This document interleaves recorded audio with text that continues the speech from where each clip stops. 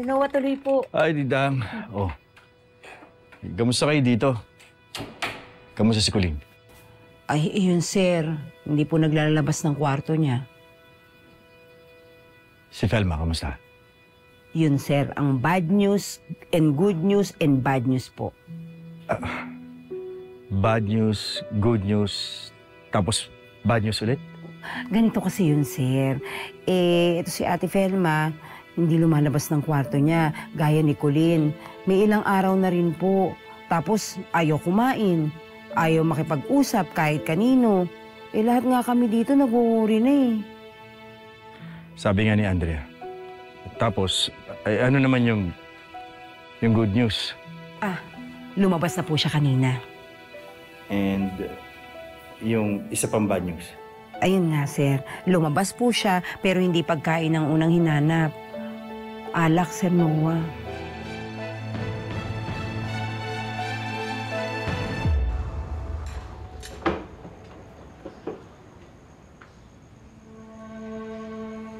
Kusang loob ka niya sinoli sa akin. Alam ko naman yun eh. Pero sana wag mo naman ipagdiinan pa. Kasi nasasaktan din naman ako. Pero sana, Manuel, huwag mo naman isara yung puso mo. Patutunayan ko sa'yo. Dapat pa rin ako mahalin. Kaya kong talikuran yung hustisya para sa anak natin. Para lang iligtas yung anak niyo ni Felma. Kaya, please naman, simple lang yung pakiusap ko. Huwag mo muna silang kakausapin. Yun lang. Sana mapagbigyan mo ko kasi kung hindi,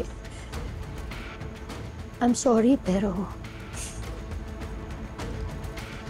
baka hindi ko na ituloy na kumbinsihin si Timo. Nabawiin yung statement niya laban kay Colleen. Total, nagdadalawang isip na rin naman siya. Natakot mo ba ako, Hazel? Hindi, Manuel. Pero unfair. Ginagawa ko lahat, di ba?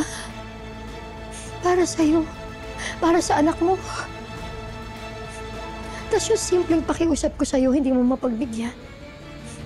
Maging patas ka naman. Dahil kung hindi, buti pa siguro, bumalik ka na sa kanila. Huwag na nating ituloy yung usapan natin.